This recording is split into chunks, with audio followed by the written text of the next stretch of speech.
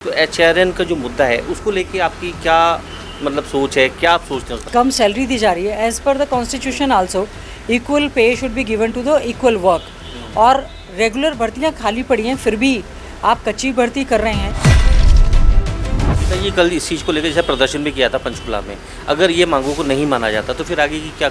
ये हमारे युवाओं के जेनजी से जुड़ा हुआ हमारा भविष्य है। ये लड़ाई, जैसा कि आदरणीय चौधरी भूपेंद्र सिंह हुड्डा जी ने कहा है, ये लड़ाई की शुरुआत है। हम पूरी तरह से। नमस्कार, स्वागत है द समर न्यूज़ हरियाणा में। झज्जर के विधायक गीता बुक्कल जी हमारे साथ मौजूद हैं। मैम, पहले तो स्वागत है समर न्यूज़ में। जी, बहुत धन्यवाद। तो मैम, जब मेरा सवाल अभी यही है कि जैसे कि आज एचआरएन का मुद्दा सबसे ज़्यादा मुद्दा चल रहा है, एचआरएन या फिर एसआईआर, तो एचआरएन का जो मुद्दा है उसको लेके आपकी क्या मतलब सोच है, क्या आप सोचते हैं उस बारे में? बड़ा देखिए, हरियाणा प्रदेश के युवाओं का दुर्भाग्य है कि हरियाणा कौशल रोजगार निगम के तहत उनको कच्चे कर्मचारी डिप्लॉय किया जा रहा है, उनको पक्की नौकरी नहीं दी जा रही, कम सैलरी दी जा रही है। As per the constitution also equal pay should be given to the equal work. और रेगुलर भर्तियां खाली पड़ी हैं, फिर भी आप कच्ची भर्ती कर रहे हैं, 1% सर्विस चार्ज दे रहे हैं। क्या कारण है कि सरकार हरियाणा स्टाफ सिलेक्शन कमीशन या हरियाणा पब्लिक सर्विस कमीशन के तहत जो है पक्की नौकरियां भर्ती नहीं कर रही। इसीलिए आज हम हरियाणा जो है अनएम्प्लॉयमेंट में नंबर 1 पर हैं। यानी कि आपका भी यही मानना है ना ही इसमें रिजर्वेशन कोई फॉलो की जा रही है। यूथ हमारा अंडर पेड है, अंडर एम्प्लॉयड है, अंडर पेड है।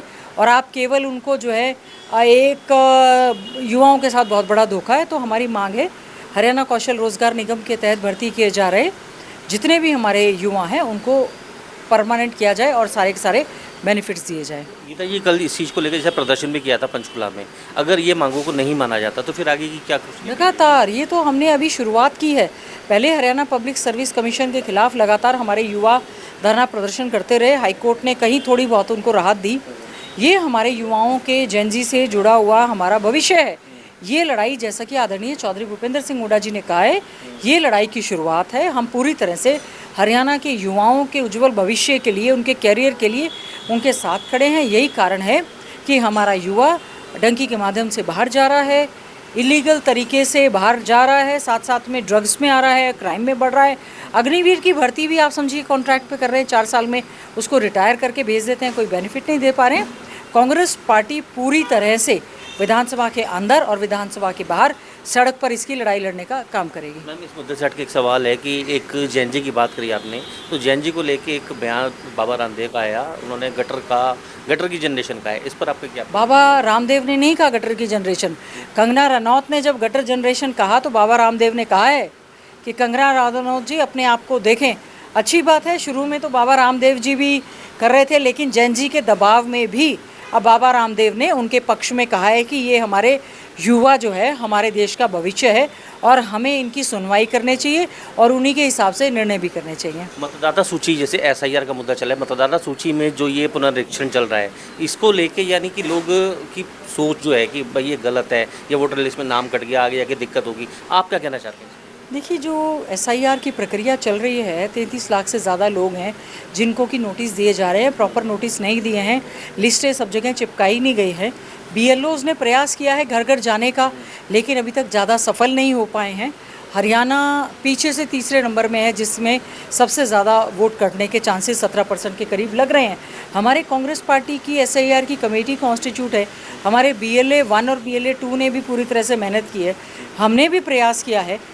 वोट का अधिकार एक कानूनी अधिकार है जो कि संविधान के तहत दिया गया है। जो पहले अधिकार 21 साल का था, आदरणीय राजीव गांधी जी, आज जैसे उनकी जयंती भी है, हम उनको नमन करते हैं, याद करते हैं, श्रद्धा के सुमन अर्पित करते हैं। उन्होंने 21 साल की एज घटाकर जो है 18 वर्ष करने का काम किया था।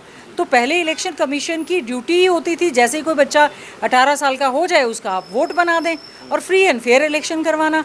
अब इसमें दोबारा से सरकार ने, इलेक्शन कमीशन ने सब लोगों को लाइन में लगा रखा है। उस समय जो है वो मैनुअल काम होते थे, अब आप ऑनलाइन कर रहे हैं, कॉमा फुल स्टॉप, गलती से ही एक वोट के अधिकार से जो है वंचित हो रहे हैं लोग। सुप्रीम कोर्ट तक मामला गया, लेकिन सुप्रीम कोर्ट कह रही है कि एसआईआर ठीक है। तो इलेक्शन कमीशन की ये जिम्मेवारी बनती है, एक भी जायज़ वोट कटना नहीं चाहिए और गलत वोट किसी का बनना नहीं चाहिए। लोगों के ऊपर रिस्पॉन्सिबिलिटी डाल दी सरकार, अपनी जिम्मेवारियों से पल्ला झाड़ रही है। इलेक्शन कमीशन अपनी जिम्मेवारियों को सही ढंग से नहीं कर पा रहा है, इसलिए वोट कटने की तलवार हरियाणा के लाखों लोगों पर आ थमी है। बीते 15 अगस्त सोनिया गांधी जी जो कांग्रेस के मुख्याधीश हुए, उन्होंने वंदे मातरम गीत को बीच में रोकते हुए कि रोको रोको, उस पर आपकी क्या प्रतिक्रिया है? क्योंकि बीजेपी तो सोनिया गांधी जी ने बिल्कुल ऐसा नहीं कहा। बीजेपी के लोगों ने जो हमारे देश की आज़ादी के समय और आज़ादी के बाद में कॉन्स्टिट्यूएंट असेंबली ने हमारे राष्ट्रगीत को पारित किया, वही गीत जैसा कि CWC में भी कहा है, वंदे मातरम कांग्रेस पार्टी जो है उसी को ही गाएगी। और मैं समझती हूँ राष्ट्रगान के समय कौन बीजेपी के नेता चल रहे हैं, हंसी ठिठौली कर रहे हैं एनडीए, ये राष्ट्रगान राष्ट्रगीत हमारे देश का मान सम्मान स्वाभिमान है। इस पर हम कोई राजनीति नहीं करना चाहते और बीजेपी को भी नहीं करनी चाहिए। मैम चुनाव आने वाले हैं, आखिरी सवाल है, चुनाव आने वाले हैं, आगे चुनाव की क्या कोई मतलब 2027 जब चुनाव आएंगे 2029 में, तो क्या हरियाणा सरकार मतलब जो इंडियन नेशनल कांग्रेस है, पीछे जो चुनाव हुए इन्होंने सब व्यवस्थाएं करके इलेक्शन कमीशन की सांठगांठ के साथ सरकार ने व्यवस्था करके चुनाव ये जीतने का काम किया। थोड़े से परसेंट से हम लोग हारे हैं, इस बार और ज़्यादा मजबूती से लोगों के मुद्दों के साथ लोगों के बीच में जाएंगे और हरियाणा में कांग्रेस पार्टी की सरकार बनाने का काम करेंगे। शुक्रिया मैम। तो गीता बुक्कल जी ने अपनी बात HKRN और SIR मुद्दे पर अपने विचार हमसे साझा करे। अब देखना होगा आने वाले समय में सरकार इन मुद्दों पर क्या कुछ विचार विमर्श करती है। बने रहिए ऐसी न्यूज़ के लिए द समर न्यूज़ हरियाणा के साथ।